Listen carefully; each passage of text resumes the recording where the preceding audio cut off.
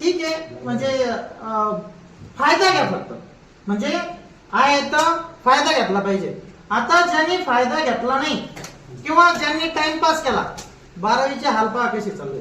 दिवसांदिवस फार कठीण आहे, दिवसांदिवस परिस्थिती अवघड आहे. आमचं धकलं, तुमच्या आईबापाचं धकलं, आमचं कसं तरी आम्ही कडेला लागलो, तुमचं धकणार नाही. दिवसांदिवस पूर्ण टेक्नॉलॉजीचा जमाना आहे. इंग्लिश आलंच पाहिजे. जर इंग्लिश आलं नाही, मॅथ आलं नाही, सायन्स आलं नाही, तुम्ही काही करू शकत नाही बाबा. डोळे असून आंधळे होऊन जाणार, पावलोपावली दुसऱ्याच्या पाया पडावं लागणार. आता तुम्हाला चान्स आहे, आता तुम्हाला वेळ आहे, तुम्ही अभ्यास केला पाहिजे. दोन गोष्टी समजून घ्या, 2-3 गोष्टी.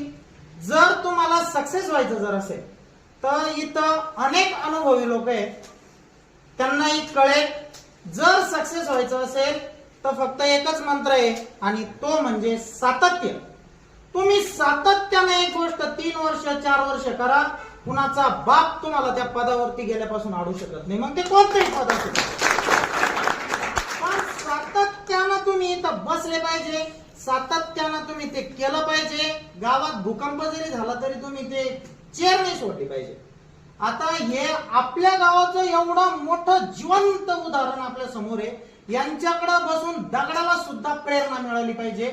आणि आपल्याला जर ती भेटत नसेल तर मग आपण दगड काळजी माणसं आहे असं त्याचा अर्थ होतो.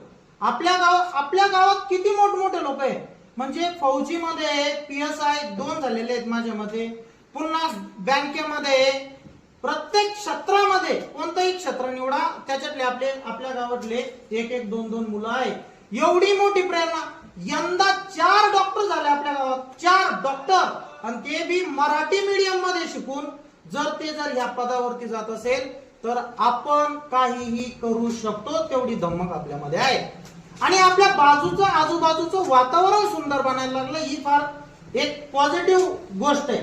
आणि पालकांनी पण मुलांना सतत त्या गोष्टीकडे ट्रिगर केलं पाहिजे का बेटा, म्हणजे पॉझिटिव्ह त्या मुलाच्या खांद्यावरती हात टाकून म्हटलं पाहिजे का बेटा मला तुझ्यावरती विश्वास आहे आणि तू करू शकतो.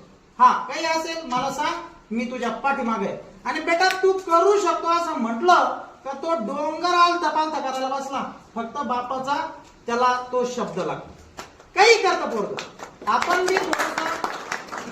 आपण बी थोडस पाल्याकडे लक्ष द्या, पाल्याने थोडस जिम्मेदारीनं. आणि पुन्हा एक गोष्ट मुलांना सांगतो, बेटा मित्रांच्या नादी लागू नका.